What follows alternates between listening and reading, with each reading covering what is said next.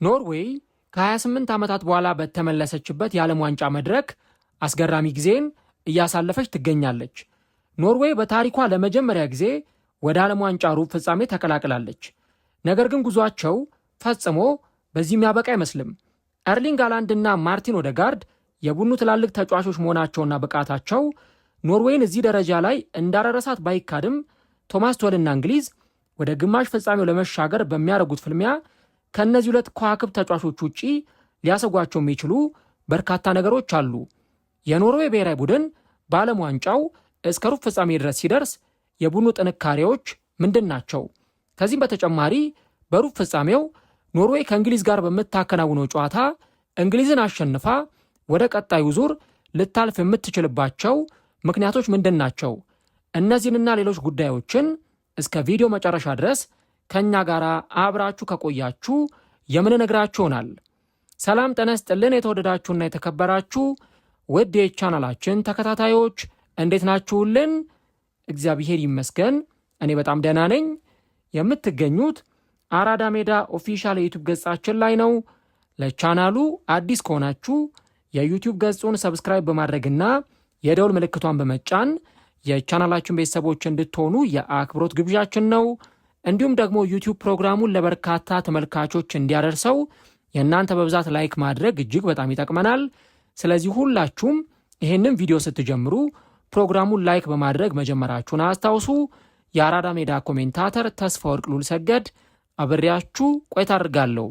ፈጣሪ ፈቅዶ ዛሬም ከእናንተ ጋር ተገናኘን። በዚህኛው ፕሮግራማችን ላይ በዓለም ዋንጫው ሰርፕራይዚንግ የሆነ ብቃቱን እያሳየ ስለሚገኘው ስለ ኖርዌይ ብሔራዊ ቡድንና በሩብ ፍጻሜው ኖርዌይ ከእንግሊዝ ጋር ስለሚያከናውኑት ጨዋታ የተለያዩ ነጥቦችን እያነሳን ከእናንተ ጋር አብረን ቆይታ የምናደርግ ይሆናል ማለት ነው። እንግዲህ በዘንድሮ የዓለም ዋንጫ ላይ የተለያዩ ሰርፕራይዚንግ የሆነ ፐርፎርማንስ ያሳዩ ብሔራዊ ቡድኖችን ተመልክተናል። በዘንድሮ የዓለም ዋንጫ ውድድር ለምሳሌ የኬፕ ቨርዴ ብሔራዊ ቡድን ለመጀመሪያ ጊዜ ነው በዓለም ዋንጫ ታሪክ በዘንድሮ የዓለም ዋንጫ ውድድር ላይ የተሳተፈው። ነገር ግን ምንም እንኳን በአርጀንቲና ብሔራዊ ቡድን ተሸንፎ ከውድድሩ ቢሰናበትም የኬፕ ቨርድ ስብስብ ግን ባሳየው ብቃት ሁሉም የእግር ኳስ ቤተሰብ ቆሞ እንዲያጨበጭብላቸው ያስገደደ አስገራሚ የሜዳ ላይ ብቃትን ነበር የኬፕ ቨርድ ተጫዋቾች በዓለም ዋንጫው መድረክ ላይ ያስመለከቱን። ከዚህም በተጨማሪ የስዊዘርላንድ ብሔራዊ ቡድን በተለይም ደግሞ በዓለም ዋንጫው ላይ ጠንካራ ጉዞን እያደረገ አሁን ወደ ሩብ ፍጻሜ መድረሱ በዓለም ዋንጫው ካልተገመቱና ካልተጠበቁ ብሔራዊ ቡድኖች መካከል የስዊዘርላንድ ብሔራዊ ቡድንን የተለየ ፐርፎርማንስ ያሳየ ቡድን እንዲባል አስችሎታል። ነገር ግን ከእነዚህም ቡድኖች በተለየ መልኩ የኖርዌይ ብሔራዊ ቡድን በዘንድሮ የዓለም ዋንጫ ላይ እያሳየ በሚገኘው ፐርፎርማንስ ብዙዎችን እያስደነቀ ይገኛል። ሰርፕራይዚንግ ቡድን ብለን ካነሳን ምናልባትም የኖርዌይን ብሔራዊ ቡድን በቀዳሚነት ብናነሳ ማጋነን አይሆንም። እንግዲህ በየቶርናመንቱ ላይ በተለይም ደግሞ የዓለም ዋንጫ፣ የአውሮፓ ዋንጫ፣ አፍሪካ ዋንጫ በሚመጣባቸው ጊዜያት ላይ እንዲህ ያሉ ሰርፕራይዚንግ ቡድኖች አንዳንድ ወቅቶች ላይ የእግር ኳስ ቤተሰቡን ያስገርማሉ። የኖርዌይ ብሔራዊ ቡድንም እንዲህ አይነት ካራክተር ያለው ቡድን መሆኑን በዚህ የዓለም ዋንጫ ላይ ተመልክተናል። ሲጀመር የኖርዌይ ብሔራዊ ቡድን በተደጋጋሚ የዓለም ዋንጫ ውድድር ላይ የመሳተፍ ታሪክ ያለው ቡድን አይደለም። ከዚህኛው የዓለም ዋንጫ በፊት ለ3 ጊዜ ብቻ ነው በዓለም ዋንጫ ውድድር ላይ ተሳትፈው የሚያውቁት። በ1938 በዓለም ዋንጫ ውድድር ላይ ተሳትፈው ነበር። ነገር ግን በ1938ቱ የዓለም ዋንጫ በ16ቱ ጥሎ ማለፍ ነበረ ከውድድሩ የተሰናበቱት። ከዚህም በተጨማሪ በ1994ቱም የዓለም ዋንጫ ቡድኑ ረጅም ርቀትን አልተጓዘም። ከምድባቸው በዓለም ዋንጫው የተሰናበቱበትን ውድድር እናስታውሳለን። በአሜሪካ በተደረገው የዓለም ዋንጫ ውድድር ማለት ነው። በተለይም ምንም እንኳን ሜክሲኮን ማሸነፍ ቢችሉም ነገር ግን ደግሞ በጣሊያን የተሸነፉበትና ከሪፐብሊክ ኦፍ አየርላንድ ጋር አቻ በመለያየታቸው ምክንያት ከምድባቸው በዛ የዓለም ዋንጫ ውድድር ላይ ተሰናብተዋል ማለት ነው። ከዚህም በተጨማሪ በ1998ቱ የዓለም ዋንጫ በተለይም በፈረንሳዊ የዓለም ዋንጫ ውድድር ቡድኑ ለሶስተኛ ጊዜ በዓለም ዋንጫ ላይ የሚያሳትፈውን ውጤት አስመዝግቦ ነበር። ነገር ግን ከሞሮኮ ጋር 2-2 ከስኮትላንድ ጋር 1-1 ከተለያየ በኋላ በተለይም ደግሞ በዓለም ዋንጫው ላይ ደግሞ እንደዚሁ የብራዚል ብሔራዊ ቡድንን 2-1 አሸንፎ ወደ ቀጣዩ ዙር ማለፍ ችለው ነበር። ነገር ግን በጣሊያን 1-0 ተሸንፈው በዛም የዓለም ዋንጫ ውድድር ላይ ከዛ በላይ ረጅም ርቀትን ሳይጓዙ ቀርተዋል ማለት ነው። ኖርዌይ እንግዲህ በዓለም ዋንጫ መድረክ ለ28 ዓመታት ከጠፋች በኋላ ነው ዘንድሮ በ2026 የዓለም ዋንጫ ላይ ቡድኑ እየተሳተፈ የሚገኘው። ታዲያ የኖርዌይ ብሔራዊ ቡድን ገና በምድብ ሲደለደል እስከ ሩብ ፍጻሜ ድረስ ይደርሳሉ የሚል ግምት ቢሰጥ ብዙዎቻችን ልንጠራጠረው የምንችለው ጉዳይ ሊሆን ይችላል። በተለይም ደግሞ ጠንካራ ከሆነችው ከሴኔጋል እንደዚሁ ደግሞ ለዓለም ዋንጫ ከምትጠበቀው ከፈረንሳይ ጋር እና ከኢራቅ ጋር ነበረ በምድባቸው የተደለደሉት። ነገር ግን ፈረንሳይን ተከትለው በ6 ነጥቦች ሁለተኛ ሆነው ወደ ቀጣዩ ዙር ማለፋቸውን ማረጋገጣቸው በዓለም ዋንጫ ላይ የቡድኑን የጥንካሬ ጅማሮ በደንብ ቁልጭ አድርጎ የሚያሳይ ነው። ከዛ በኋላ ቀጥሎ በነበረው ውድድር ላይ ደግሞ እንደዚሁ የአይቮሪ ኮስት ብሔራዊ ቡድንን አሸንፈው ወደ ቀጣዩ ዙር አለፉ። በቀጣዩ ዙር ደግሞ የብራዚል ብሔራዊ ቡድንን አሸንፈው አሁን ከእንግሊዝ ጋር የሚደረገው የሩብ ፍጻሜ ውድድር ማለፋቸውን አረጋግጠዋል ማለት ነው። የኖርዌይ ብሔራዊ ቡድን በተለይም ደግሞ በዘንድሮ የዓለም ዋንጫ ላይ እስከ ሩብ ፍጻሜ ድረስ በመጓዙ ምክንያት አዲስ ታሪክን ማስመዝገብ ችሏል። ምክንያቱም ከ16ቱ ጥሎ ማለፍ ተሻግሮ ለማያውቀው የኖርዌይ ብሔራዊ ቡድን አሁን ደግሞ እስከ ሩብ ፍጻሜ ድረስ መድረስ መቻላቸው በሀገሪቱ ብሔራዊ ቡድን ታሪክ ለመጀመሪያ ጊዜ ወደ ሩብ ፍጻሜ መሻገር የቻሉበትን አስገራሚ ታሪክ መጻፍ ችለዋል። ስለዚህ የኖርዌይ ብሔራዊ ቡድን በዘንድሮ የዓለም ዋንጫ ላይ በእርግጥም ሰርፕራይዚንግ የሆነ ፐርፎርማንስ ነው ያሳየው የሚለው ነገር ብዙዎችን የሚያስማማ መሆኑን ያለ ጥርጥር መናገር እንችላለን። የኖርዌይ ብሔራዊ ቡድን ታዲያ በሩብ ፍጻሜው ቅዳሜ ሌሊት ከወሳኝ የሆነ ጨዋታቸውን ከእንግሊዝ ጋር ያከናውናሉ። በዚህ ጨዋታ ላይ ምንም እንኳን ቅድሚያ ግምት የተሰጠው ለእንግሊዝ ብሔራዊ ቡድን ቢሆንም ነገር ግን ደግሞ ኖርዌይም ጨዋታውን የምታሸንፍበት የተለያዩ ምክንያቶችን በርካቶች እየተነጋገሩባቸው ይገኛሉ። እነዚህን በተወሰነ መንገድ በዚህኛው ፕሮግራማችን ላይ እንመለከተዋለን። የመጀመሪያው በተለይም የፕሪሚየር ሊግ ተጫዋቾች መዳከምና የእንግሊዝ የተከላካይ መስመር ስጋት በቅዳሜው ወሳኝ የዓለም ዋንጫ ጨዋታ ላይ የእንግሊዝ ብሔራዊ ቡድን ምናልባትም ለኖርዌይ እጅ የሚሰጥበት አንደኛው ምክንያት ሊሆን ይችላል የሚሉ መላምቶች የተሰጡ ይገኛሉ።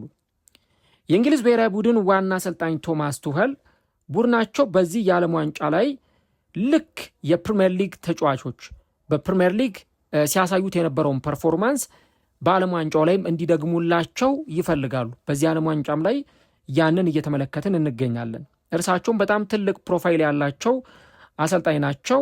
ነገር ግን እሳቸው በጣም የሚያምኗቸው ቁልፍ ተጫዋቾች እጅግ አሰልቺና አድካሚ ከነበረው የ2025-26 የውድድር ዘመን በኋላ ያንን የውድድር ዘመን ጨርሰው ነው በጣም በዛለ የአካል ብቃትና በዛለ መንፈስ ወደ ዘንድሮ የዓለም ዋንጫ የመጡት። ለአብነት ያህል 3-4 ተጫዋቾችን መጥቀስ ይቻላል።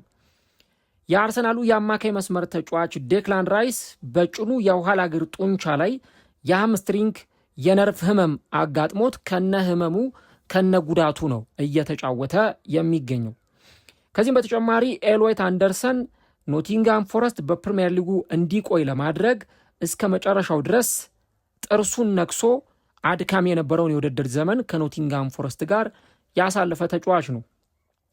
ቡካዮ ሳካ ደግሞ ያንን አስፈሪና ፈጣን እንቅስቃሴውን እንዳያሳይ ያገደውን የቁርጭምጭሚት የጅማት ህመም እየታገለ ከፊትነስ ጥያቄ ጋር በዓለም ዋንጫ ላይ እየተሳተፈ ይገኛል። ያውም እንደምታውቁት ተጫዋቹ በዘንድሮ የዓለም ዋንጫ ላይ ሙሉ 90 ደቂቃ እንኳን ጨርሶ አያውቅም። በቋሚነት ከጀመረ ተቀይሮ ይወጣል፣ ቤንች ላይ ከተቀመጠ ደግሞ ተቀይሮ ይገባል። ስለዚህ ሜዳ ላይ ለ40 ወይም ለ50 ደቂቃዎች ነው ቡካዮ ሳካ በአማካይ በዓለም ዋንጫ ጨዋታ ላይ እየተሰለፈ የሚገኘው። ስለዚህ የተጫዋቾች ጉዳትና መዛል በእንግሊዝ ብሔራዊ ቡድን በኩል መስተዋሉ ምናልባትም ደግሞ ለኖርዌይ ብሔራዊ ቡድን አንድ ጥሩ አድቫንቴጅ ሊሆን እንደሚችል ይገለጻል።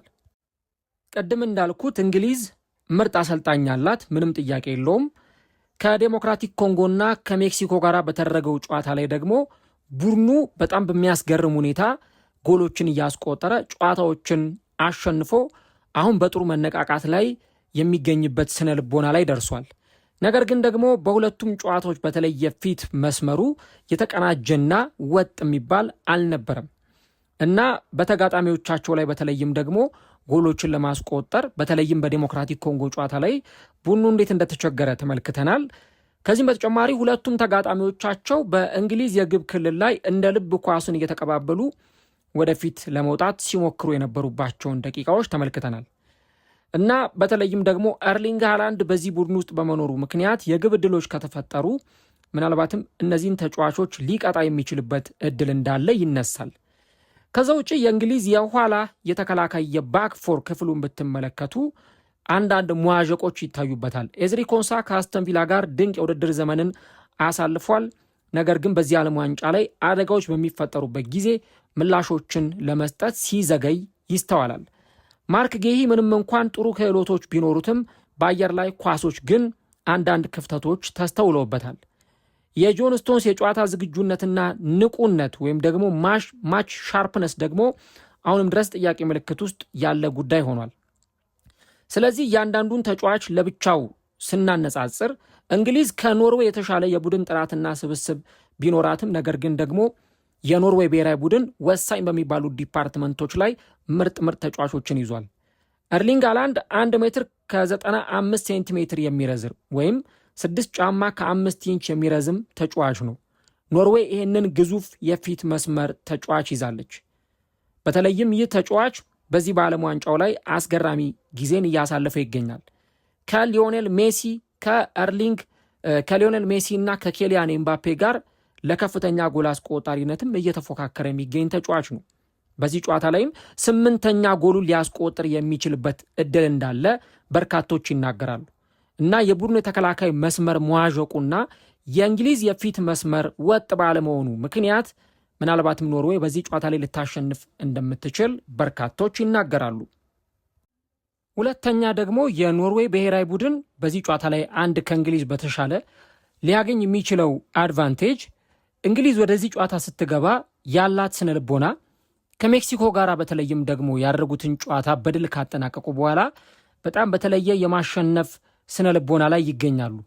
ነገር ግን ደግሞ የቱሄል ስብስብ እነ ሃላንድና እነ ኦደጋርድ ካሉበት የኖርዌይ ብሔራዊ ቡድን ስብስብ አንጻር ስንመለከተው ከፍተኛ ጫና ላይ ሆኖ ነው ይህንን ጨዋታ የሚያከናውነው። ለምን እንግሊዝ እስካሁን ድረስ ተጋጣሚዎቿን እያሸነፈች አሁን ወደ ደረሰችበት ሩብ ፍጻሜ ደርሳለች። እንግሊዝ እስከ ግማሽ ፍጻሜ እስከ ፍጻሜ ትደርሳለች የሚል ቅድመ ግምት ገና ከውድድሩ መጀመር አስቀድሞ እንደተሰጣትም ይታወቃል። ስለዚህ በዚህኛውም ጨዋታ ላይ የእንግሊዝ ብሔራዊ ቡድን በጣም በከፍተኛ ግምትና በከፍተኛ ጫና ውስጥ ሆኖ ይህንን ጨዋታ ሲያከናውን፣ በተለይም በአንጻሩ የኖርዌይ ብሔራዊ ቡድን ግን በዚህ ውድድር ላይ ረጅም ርቀት ይጓዛልም ተብሎ አልተጠበቀም ነበር። በተለይ ደግሞ ግምቶች ዝቅተኛ ሲሆኑ ለአንድ ቡድን የሚሰጠው ግምት አናሳ ሲሆን ቡድኖች በአንድም በሌላም መልኩ ከጫና ነፃ ሆኖ ስለሚጫወቱ ሜዳ ላይ የሚያስቡትን ብቻም ሳይሆን ከሚጠበቅባቸውም በላይ እንዲያደርጉ እድል ይሰጣቸዋል ማለት ነው። የእንግሊዝ ብሔራዊ ቡድን በተለይም የመጀመሪያውን የምድብ ጨዋታ ክሮኤሽያን 4-2 ካሸነፈ በኋላ በዛ በክሮኤሽያ ብሔራዊ ቡድን ጨዋታ ስታንዳርድ ልክ ይቀጥላል፣ ጨዋታዎቹን ያሸንፋል ተብሎ ቢጠበቅም ከጋና ጋር በተደረገው ጨዋታ ቡድኑ ምን ያህል እንደተፈተነ እናስታውሳለን። ያ ጨዋታ በተለይም የክሮኤሽያው ጨዋታ ካለቀ በኋላ የእንግሊዝ ብሔራዊ ቡድን ልክ የዓለም ዋንጫን ለማሸነፍ እስከ ፍጻሜ ድረስ እንደሚጓዝ ቡድን ተደርጎ ነው በተለያዩ ፐንዲቶች፣ ተንታኞች፣ የእግር ኳስ ቤተሰቦች በኩል ሀሳቦች ሲሰጡ የነበረው። ነገር ግን የጋናውን ጨዋታ፣ የፓናማውን ጨዋታ በተለይ የፓናማው ጨዋታ የመጀመሪያው አጋማሽ እንዲሁ ደግሞ ከዴሞክራቲክ ኮንጎና ከሜክሲኮ ጋር በተደረገው ጨዋታ ግን እንግሊዝ ምን ያህል እንደተፈተነች በደንብ ሜዳ ላይ በሚገባ ተመልክተናል። እንግሊዝ የገጠመቻቸው እነ ጋና እንደዚሁ ደግሞ ሜክሲኮ፣ ከዚህም በተጨማሪ ደግሞ የዴሞክራቲክ ኮንጎ ብሔራዊ ቡድን በመከላከሉ ረገድ እጅግ በጣም ጠንካራ እንደሆኑ ይታወቃልና እንግሊዝ በእነዚህ ጨዋታዎች ላይ ለምሳሌ በዴሞክራቲክ ኮንጎ ጨዋታ ላይ እንግሊዝ ጎል ለማስቆጠር ረጅም ደቂቃዎች ፈጅተውባታል። ምናልባትም ደግሞ ከ75 ደቂቃ በላይ እንግሊዝ ጎል ለማስቆጠር የተቸገረችበት ጨዋታ ነበር። እንዲሁ ደግሞ በጋናው ጨዋታ ላይ እንግሊዝ ጎል ማስቆጠር አልቻለችም። ባለፈውም እንደዚሁ ደግሞ በተደረገው ጨዋታ ላይ ብዙዎቻችን እንደተመለከትነው ከሜክሲኮ ጋር በተደረገው ጨዋታ እንግሊዝ የግድሎችን የፈጠረች ጎሎችን ስታስቆጥር ነበር። ግን የሜክሲኮ ብሔራዊ ቡድን ደግሞ የቡድን መዋቅር በተለይም በመጀመሪያው አጋማሽ ምን ያህል ፈታኝ እንደነበረ በደንብ ሜዳ ላይ ተመልክተናል ማለት ነው። ስለዚህ ኖርዌይም ይህንን በደንብ አስተውላ ወደ ሜዳ የምትመጣ ከሆነ በቡድኑ በኩል ያለውን ስነ ልቦና በተሻለ ሁኔታ ከፍ አድርገው ለመምጣት የሚችሉበትን እድል ካገኙ ይህንን ጨዋታ ማሸነፍ እንደሚችሉ በርካቶች ይናገራሉ። እንግሊዝ ወደ ሜክሲኮ ጨዋታ ስትመጣ በርካታ ነገሮች በእነሱ ላይ ተቃርበው በነበረበትና ሰዎች ውድድሩ አሸናፊ የመሆን እድላቸውን አጣጥለውት ስለነበር እንግሊዞች ያንን የተወራብንን መጥፎ ነገር እንዴት አድርገን መቀልበስ እንችላለን በሚል ስሜት ነበረ ወደ ሜዳ መጥተው የነበረው ማለት ነው። እና አሁን ግን ብዙዎች ለዚህ ውድድር እስከ መጨረሻው ድረስ እንደሚጓዙ ሰዎች ከሊዮኔል ሜሲ አርጀንቲና ጋራ ስለሚደረገው የግማሽ ፍጻሜ ጨዋታ በብዛት እያወሩ ይገኛሉና አንድ ቡድን በዚህ ልክ በጣም ትልቅ ግምት እየተሰጠው በመጣ ቁጥር ተጋጣሚው ደግሞ በዝምታ ውስጥ ሆኖ ስራውን እንዲሰራ የበለጠ እድል ይሰጠዋል። ምክንያቱም ዝቅተኛ ተገማች ወይም አንደርዶግ ሆኖ ወደዚህ ጨዋታ ስለሚቀርብ። ስለዚህ የኖርዌይ ብሔራዊ ቡድን አንዴን አድቫንቴጅ እንደ ጥሩ አጋጣሚ ሊጠቀምበት ይችላል። ልክ ከብራዚል ጋር ሲጫወቱ ሰዎች ብራዚል እንዴት ጨዋታውን እንደምታሸንፍ ያሉት የቡድኑ ትላልቅ ተጫዋቾች በሜዳ ላይ ምን እንደሚያደርጉ ነው ሲወራ የነበረው። ተቃራኒ ሆኖ ግን ኖርዌይ ብራዚልን አሸንፋ ወደ ቀጣዩ ዙር አልፋለች እና አሁንም ይህ አይነት ነገር በዚህ ጨዋታ ላይ እንዳይደገም በተለይም ደግሞ የእንግሊዝ ፐንዲቶች ስለዚህ ጨዋታ አንዳንድ ነጥቦችን ያነሳሉ። ከዛ ውጭ የኖርዌይ ብሔራዊ ቡድን ይሄ ለብቻው ኢንዲቪዥዋሊ ተለይቶ የሚወጡ ተጫዋቾች ካሉበት ስብስብ ይልቅ በጣም ጠንካራ የሆነ የቡድን መዋቅር አላት። ለምሳሌ የግል ብቃት ያላቸውን ተጫዋቾች ካልን የቡድኑን ካፕቴን ማርቲን ኦዴጋርድ፣ ኤርሊንግ ሃላንድ እነዚህን ተጫዋቾችን ልናነሳ እንችላለን። ከእንግሊዝ በተቃራኒ ማለት ነው። አሁን የእንግሊዝ ብሔራዊ ቡድን ትላልቅ ተጫዋቾች እነ ዴክላን ራይስ፣ ሃሪ ኬን፣ ቡካዮ ሳካ፣ ጆርዳን ፒክፎርድ፣ አንቶኒ ጎርደን እንዲህ አይነት ተጫዋቾች በግል ወይም በተናጠል ሊነሱ ይችላሉ። የኖርዌይ ብሔራዊ ቡድን ግን ካለው ግላዊ ጥንካሬ ይልቅ የቡድን ጥንካሬያቸው ገዝፎ ይታያል። ይህንም በግልጽ ለማንሳት በተለይም ደግሞ የእንግሊዝ የአማካይ መስመርን ጥንካሬ ብናነሳ የነ ራይስ የነ አንደርሰን እና የነ ጁድ ቤሊንግሃምን የመሃል ሜዳ ጥምረት እናነሳለን። ተጫዋቾቹ ደግሞ በግላቸውም ጥሩ ነገር ለመፍጠር ሲሞክሩ ይታያሉ። በአንጻሩ የኖርዌይ ብሔራዊ ቡድን የነ ፓትሪክ በርግ፣ ሳንደር በርግ እና ኦዴጋርድን የመሃል ሜዳ ጥምረት ብንመለከት የነ ጁድ ቤሊንግሃም የነ አንደርሰን እና የነ ዴክላን ራይስ ሶስቱ ብቻ ያላቸው የማርኬት ቫሊዩ ወይም ደግሞ የማርኬት ዋጋ ከ300 ሚሊዮን ፓውንድ በላይ የሚገመት ነው። የአንድ ተጫዋች ደግሞ ለምሳሌ የዴክላን ራይስ ወይ የጁድ ቤሊንግሃምን ደግሞ ብናነሳ ቢያንስ የነዚህ ተጫዋቾች 120-130 ሚሊዮን ፓውንድ ይገመታሉ። የነ ፓትሪክ በርግ የነ ኦዴጋርድና የነ ሳንደር በርግ ግን ሶስቱ ተጫዋቾች 100 ሚሊዮን ዩሮ የሚያወጣ ዝውውር እንኳን ተፈጽሞባቸው አያውቅም እና ይህ የሶስትዮሽ ጥምረት በተለይም ቡድኑ ያለውን ጥንካሬ በጋራ አጉልተው እንዲያወጡና ያሉባቸውን ድክመቶች ደግሞ አብረው እንዲሸፍኑ የሚያደርጋቸውም ጭምር ነው እና በዚህ ቡድን ውስጥ ደግሞ ሃላንድ የተባለ በጣም አስገራሚ ተጫዋች አለ። በብራዚሉ ጨዋታ ላይ ተጽዕኖ ፈጣሪ የነበረ ተጫዋች እንደነበረ ሜዳ ላይ ተመልክተናል። ስለዚህ ምናልባትም ደግሞ ከግል ብቃት ይልቅ እንደ ቡድን በጋራ የሚጫወተው የኖርዌይ ብሔራዊ ቡድን በዚህ ጨዋታ ላይም ጠንካራ ተፎካካሪ ሆኖ ሊቀርብ እንደሚችል በርካቶች ያነሳሉ። ሌላኛው ደግሞ የሃላንድ የኦዴጋርድና የኑሳ አስፈሪ ጥምረት ነው። የኖርዌይ ቡድን በተለይም በዚህ በምድብ ጨዋታዎች ከዛ በኋላ ከምድብ በኋላ በተደረጉም ጨዋታዎች ላይ አስፈሪ ማንነቱን አሳይቷል። በማንኛውም ጨዋታ ላይ በተለይም ከምድብ የመጀመሪያ ጨዋታዎች ጀምሮ በተደረጉ መርሃ ግብሮች ሃላንድ የቡድኑ ምርጥና ወሳኝ ተጫዋች መሆኑን አስመስክሯል። ሃላንድ ከኦዴጋርድና ከአንቶኒዮ ኑሳ ጋር በመሆን በ5 ጨዋታዎች 12 ጎሎችን በማስቆጠር በርካታ የግብ ዕድሎችን የሚፈጥር የማጥቃት መስመርን ገንብተዋል። ኦዴጋርድ አሲስቶችን በተደጋጋሚ ጊዜ ሲያደርግ እያየን ነው። ሃላንድ አሁን ከሊዮኔል ሜሲ እና ከኬሊያን ኤምባፔ በመቀጠል ሁለተኛው ከፍተኛ ጎል አስቆጣሪ ሆኖ በዚህ በዓለም ዋንጫ ውድድር ላይ እየተፎካከረ ይገኛል። ለመጀመሪያ ጊዜ በዓለም ዋንጫ ሩብ ፍጻሜ ላይ በመሆናቸው ደግሞ ምንም የሚያጡት ነገርም የለምና ያንን ነገር በመናበብ ሆነው ሜዳ ላይ ሲያደርጉት ልንመለከት እንችላለን። ይሄኛው አንደኛው በዚህ ጨዋታ ላይ ልንመለከተው የምንችለው ጉዳይ ይሆናል።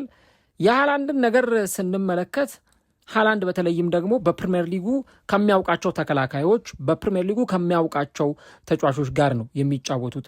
እና የበለጠ ኦቨርቲንክ ባደረጉ ቁጥር ሃላንድን ኮንትሮል ለማድረግ የበለጠ በተጨነቁ ቁጥር ምናልባት ለስተቶችም ተጋላጭ እንዳይሆኑ ያሰጋል እና ሃላንድ የፕሪሚየር ሊጉን ተከላካዮች እንዴት በተደጋጋሚ ጊዜ ሲቀጣቸው እንደነበረ በባለፉት 2-3 የውድድር ዓመታት በሚገባ ተመልክተናል። ስለዚህ ሃላንድ በዚህኛው የወሳኝ የሆነ ጨዋታ ላይ በዓለም ዋንጫው ሩብ ፍጻሜ ከእንግሊዝ ተከላካዮች በአጠቃላይ በፕሪሚየር ሊጉ ከሚያውቃቸው ተጫዋቾች ጋር እንደመጫወቱ መጠን ይህንኛውን በራሱ አንድ የተሻለ አድቫንቴጅ ሊሆን ይችላል። እንደውም ቡካዮ ሳካ ስለ ማርቲን ኦዴጋርድ ሁሉ ተጠይቆ ስለ ቡድን አጋሩ ምላሽ ሲሰጥ ነበር እና በጣም ጠንካራ ተጫዋች እንደሆነ በቡድኑ ውስጥ የተሻሉ የግብ ዕድሎችን መፍጠር የሚችል ተጫዋች እንደሆነ ሲናገር ነበር። ስለዚህ የአንድ ቡድን ተጫዋቾች እርስ በርሳቸው የሚገናኙበት ጨዋታም ሊሆን እንደሚችል ይጠበቃል። ለምሳሌ በአርሰናል በኩል እነ ዴክላን ራይስ፣ ቡካዮ ሳካ፣ ቤሪቼዜ ከቡድን ተቃራኒያቸው ከሆነው ከቡድን አንበላቸው ከኦዴጋርድ ጋር በተቃራኒ የሚጫወቱበት ይሆናል። ኒኮ ኦራይሊ እና ደግሞ ማርክ ጌሂ ከቡድን አጋራቸው አርሊንግ ሃላንድ ጋር በተቃራኒ የሚጫወቱበት ምሽት ይሆናል ማለት ነው። ይህም በራሱ አንድ የምንመለከተው ጉዳይ ነው የሚሆነው። ከዛ ውጪ የኖርዌይ ብሔራዊ ቡድን በተለይም የመጨረሻውን የምድብ ጨዋታ ከፈረንሳይ ጋር ሲያከናውን ኦልሬዲ ማለፋቸውን ስላረጋገጡ 10 ተጫዋቾችን ቀይረው ነበረ ወደ ሜዳ የገቡት እና 4-1 ሲሸነፉም በፈረንሳይ ደጋፊዎቹ ብዙም ቅር አልተሰኙም ነበረ። ምክንያቱም ከዛ በኋላ በኮት ደቯር እና በብራዚል ጨዋታዎች ላይ ቡድኑ እንደገና ሪፍሬሽ አድርጎ ወደ ድል እንዲመለስ ምክንያት ሆኗል እና እኒህ አይነት ሁኔታዎችን በደንብ በኖርዌይ ብሔራዊ ቡድን በኩል እንመለከታለን። እኔ በዚህ በዓለም ዋንጫው ላይ የኖርዌይ ብሔራዊ ቡድን ደጋፊዎችን ያክል በጣም አዝናኝና ሳቢ ደጋፊን አልተመለከትኩም። የኖርዌይ ብሔራዊ ቡድን በተለይም ደግሞ አስገራሚ ደጋፊዎች ያሉት ስብስብ እንደሆነ ተመልክተናል እና የቫይኪንግ ወይም ደግሞ የመርከብ ቀዘፋ ታሪካቸውን በዚህ በዓለም ዋንጫው ላይ ያሳዩን ይገኛሉ። አሁን ትሬንድ ሆኗል። የኖርዌይ ብሔራዊ ቡድን ደጋፊዎች ሜዳ ላይ የሚያሳዩት አደጋግፍ በተለይ ጨዋታው ካለቀ በኋላ የሚያሳዩት ሁኔታ እጅግ በጣም የሚያስገርም ሆኖ እንመለከታለን። ያው ስለ ኖርዌይ ብሔራዊ ቡድን ደጋፊዎች ፌስቡክ እና ቲክታክ ላይ የሰራውላችሁ ቪዲዮ ስላለ እሱን ገብታችሁ ልታዩት ትችላላችሁ። ይህ አደጋገፋቸው ከምን የመጣ ከምን የመነጨ እንደሆነ፣ ነገር ግን ደግሞ አለቃዎቻቸው በተለይም ደግሞ ቀድሞ በነበረው ጊዜ ልክ የጦር ሜዳ ላይ ያለውን ድራም አንድ ጊዜ ሲመቱት እነሱ ደግሞ ያንን ቀዘፋ በተመሳሳይ ፔስ ሁሉም በተመሳሳይ መቅዘፊያቸውን ውሃ ውስጥ ከተው ይቀዝፋሉ ማለት ነው እና አንድ ሰው በድንገት የመቅዘፊያው ሁኔታ ከተሳሳተ ወይም ከተዛነፈ የሰዎቹን ሕይወት አደጋ ላይ ሊጥል ይችላል እና የኖርዌይ ብሔራዊ ቡድን ደጋፊዎችን ካያችሁ አምበሉ ኦዴጋርድ ወይም ደግሞ ሃላንድ ያንን ድራም ሲመቱ ደጋፊዎቹ በጋራ አብረው ያንን ቀዘፋ ወይም ደግሞ ቫይኪንግ ያሳያሉና በጣም ፊልሞች የተሰሩባቸው ታሪካዊ የሆኑ ሞመንቶች እንዳሉ ከዚህ ከቫይኪንግ ወይም ደግሞ ከመርከብ ቀዘፋ ታሪክ ጋር ኖርዌያውያን ራሳቸውን እያስተዋወቁ ይገኛሉ እና እንግዲህ የኖርዌይ ብሔራዊ ቡድን ከእንግሊዝ ጋራ ወሳኝ የሆነ ጨዋታቸውን ያከናውናሉ። ኖርዌይ ሳትገመት ሩብ ፍጻሜ ድረስ ደርሳለች። ምናልባት በዚህ ጥንካሬዋም ደግሞ እንግሊዝን ጥላ ልታልፍ እንደምትችል ቀደም ሲል ባነሳናቸው ምክንያቶች መጥቀስ ይቻላል ማለት ነው። የኖርዌይ ብሔራዊ ቡድንን እንዴት ተመለከታችሁት? ከዚህም በተጨማሪ ቡድኑስ እንግሊዝን አሸንፎ ወደ ቀጣዩ ዙር ያልፋል ብላችሁ ታስባላችሁ? ኮሜንት ላይ ሀሳብ አስተያየቶቻችሁን እንድታስቀምጡልን አድማጮቻችን እንጋብዛለን። ትላንትና አድማጮች ጥሩ ባልሆነ ስሜት ከህመም ጋር ሆኜ የነበረ የቀጥታ ስርጭት ጨዋታ እያስተላለፍን የነበረው የፈረንሳይን እና ደግሞ የሞሮኮን ጨዋታ ግን ደግሞ ህመሙ ትንሽ ከበድ ስላለ እረፍት ላይ አቋርጬ ለመውጣት ተገድጃለሁ። ለዚህም አድማጮችን ይቅርታ ጠይቃለሁ። እግዚአብሔር ቢፈቅድና በደንብ ከተሻለኝ ዛሬ ማታ በስፔን እና በቤልጅየም ጨዋታ እንገናኛለን። እስከዛው መልካም ጊዜ፣ መልካም ቆይታ ይሆንላችሁ።